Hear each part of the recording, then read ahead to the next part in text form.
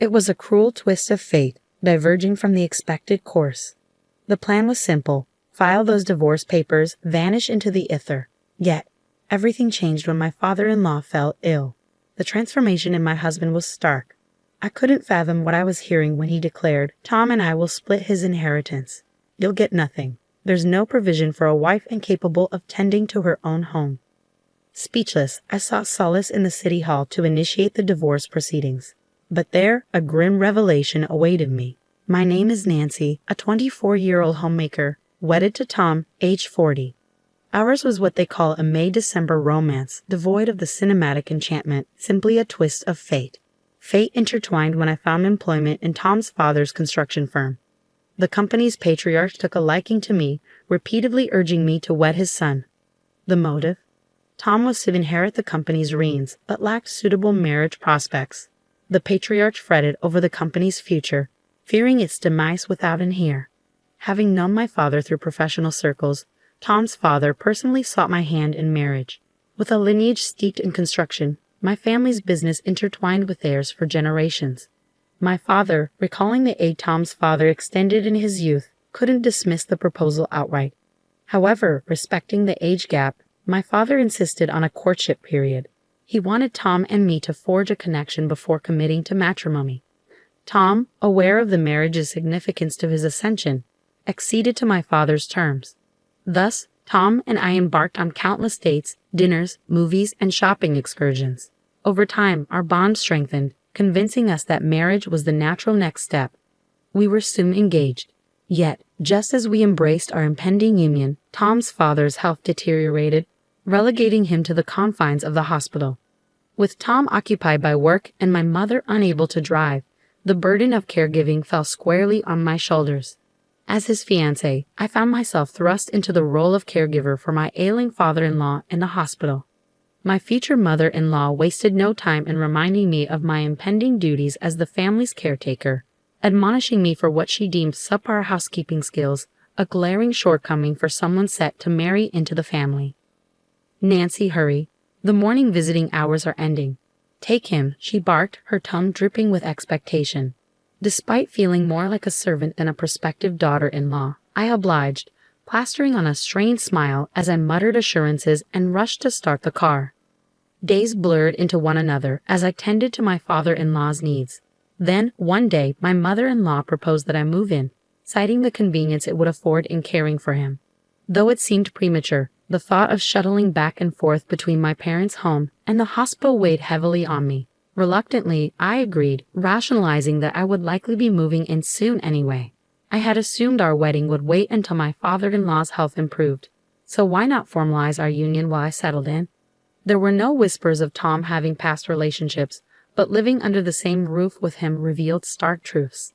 At 40, he lacked any prior romantic entanglements, a fact that quickly became evident as his stinginess and obsession with finances surfaced. Tom meticulously tracked our expenses, scrutinizing every penny spent on dates, meals, and even gas. Meanwhile, my mother-in-law's penchant for belittling me, her sharp sarcasm ever present, made the home environment oppressive. Yet, Tom's generosity knew no bounds when it came to his mother, turning a blind eye to her extravagant spending on travel and luxury items. I couldn't help but wonder if Tom's unwavering devotion to his mother bordered on obsession, a realization that left me questioning the haste with which I'd agreed to marry into this complicated dynamic. I reasoned that moving in before tying the knot would allow me to better understand their quirks and household dynamics. Yet, contemplating my father's unconditional love for me alongside my father-in-law's situation left me at a loss for words. That particular day, I prepared to take my ailing father-in-law to the hospital, his condition worsening since the previous day. Amidst my preparations, my mother-in-law's treatment of me as a mere housekeeper grated on my nerves. "Nancy, have you made breakfast yet? The way you cleaned yesterday was unacceptable. Can you hurry up and just do it?" she demanded, her eyes glued to the television while Tom sat idly beside her. "I'm sorry, I don't have time. I have to take your husband to the hospital," I replied, attempting to maintain composure despite my rising frustration. "Well then, shouldn't you have gotten up earlier? I have to go out as well. Make us breakfast before you leave," she retorted, oblivious to the strain her words placed on me. I couldn't help but wonder why they couldn't handle some tasks themselves, their indifference toward their own husband and father baffling me. "Father-in-law, please wait a moment. I'll be finished in a minute," I murmured, rushing to prepare breakfast and serve it to Tom and my mother-in-law. Only after attending to their needs did I turn my attention to my father-in-law, helping him to his feet. "I'm sorry for making you work so much. I have to apologize to your father too," he said, moments before collapsing. "Are you okay?" I asked, fear gripping my heart as I rushed to his side, the weight of responsibility heavy on my shoulders. I was appalled to see my mother-in-law and husband carry on with breakfast as if nothing had occurred. My mind went blank, overwhelmed by the situation, until the wailing sirens of the ambulance snapped me back to reality. As the ambulance arrived a few minutes later, my husband hurriedly declared, "Sorry, Nancy, I have to leave. You handle the rest. I've got work to attend to, so please lock up." With that, they departed, leaving me alone with my stricken father-in-law. Upon our arrival at the hospital, he had regained consciousness and was promptly admitted. By the time the hospital procedures and explanations from the doctors concluded, darkness had descended outside. "I want to leave you something, Nancy, as a token of my apology for subjecting you to my ungrateful son and wife," my father-in-law murmured weakly as we sat together on his hospital bed. "I've been too preoccupied with work to truly understand what's been happening at home," he confessed, expressing regret for pushing me to marry Tom. Before long, Tom and my mother-in-law entered the room, their concern palpable as they inquired about my father-in-law's condition. Viewing them as family, I reassured them, "He'll be fine. He just needs some rest, and he'll be out of the hospital soon."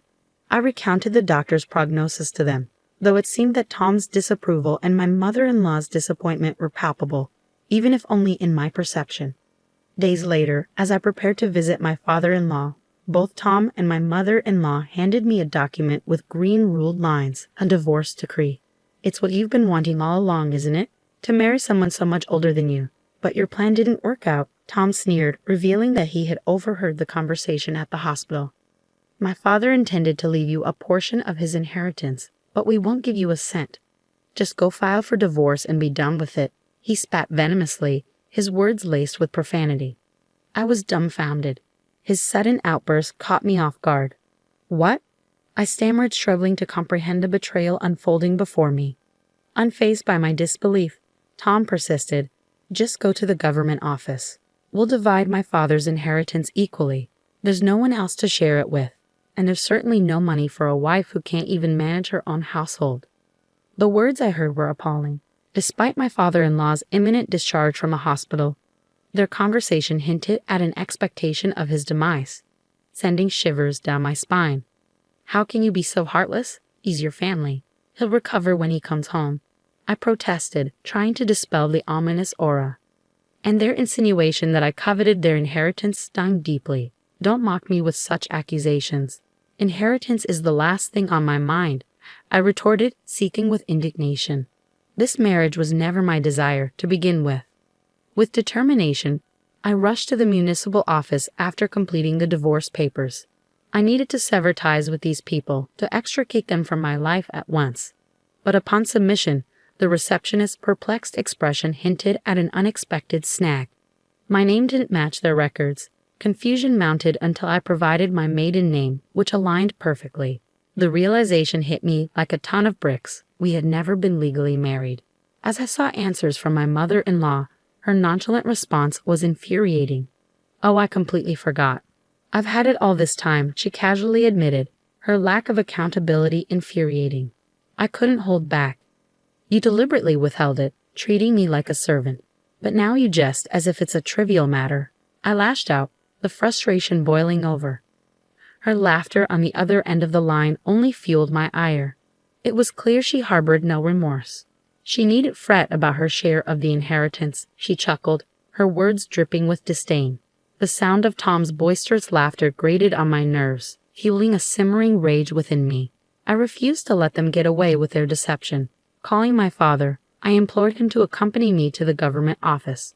With a quick explanation, I hung up and watched as my father rushed in, his surprise evident. In front of my father, I demanded an explanation from the person who had assisted me moments ago. Armed with a certificate of residence, I uncovered the truth. Not only had my name been omitted, but my address remained unchanged. I had been deceived into believing that because I had registered my marriage, my address had not altered during my time in that house. Yet I was burdened with the label of Tom's wife and forced to endure relentless toil. Faced with the inheritance issue, I was abruptly told to leave. The injustice of it all left me reeling, and even my typically mild-mannered father was incensed. Together, we hurried to the hospital where my father-in-law lay. Upon our arrival, my father-in-law, noticing my father's presence, offered polite words, unaware of the storm brewing within us. As my father explained the situation, my father-in-law's expression shifted from calm to agitation. We convened in his hospital room, deliberating on the repercussions for Tom and my mother-in-law, who hadn't visited him since his hospitalization. In a surprising turn, Tom's father proposed a solution to my father, recognizing that Tom was unfit to assume the mantle of family hair.